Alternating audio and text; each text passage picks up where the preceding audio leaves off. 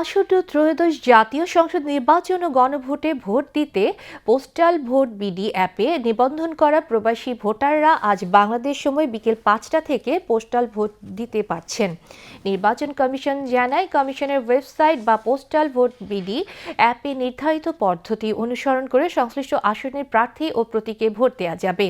EC আরও জানায়, vote দেওয়ার পর আগামী 25 জানুয়ারির মধ্যে পোস্টাল ব্যালট ডাকযোগে বাংলাদেশের সংশ্লিষ্ট আসনের রিটার্নিং কর্মকর্তার কার্যালয়ে পাঠাতে হবে।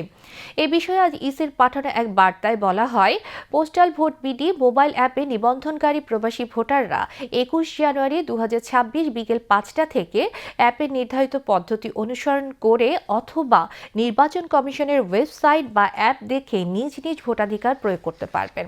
ভোট দেওয়ার পর হলুদ খাম আগামী 25 জানুয়ারির মধ্যে নিকটস্থ পোস্ট অফিস বা ডাক বাক্সে জমা দিতে হবে।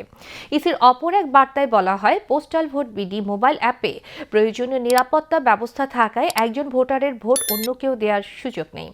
একই সঙ্গে ভোটাধিকার প্রয়োগের গোপনীয়তাও পুরোপুরি নিশ্চিত করা হয়েছে। ইসির তথ্য অনুযায়ী ত্রয়োদশ জাতীয় সংসদ নির্বাচন ও গণভোটে পোস্টাল ভোট বিডি অ্যাপের মাধ্যমে মোট 15,33,683 জন ভোটার নিবন্ধন করেছেন।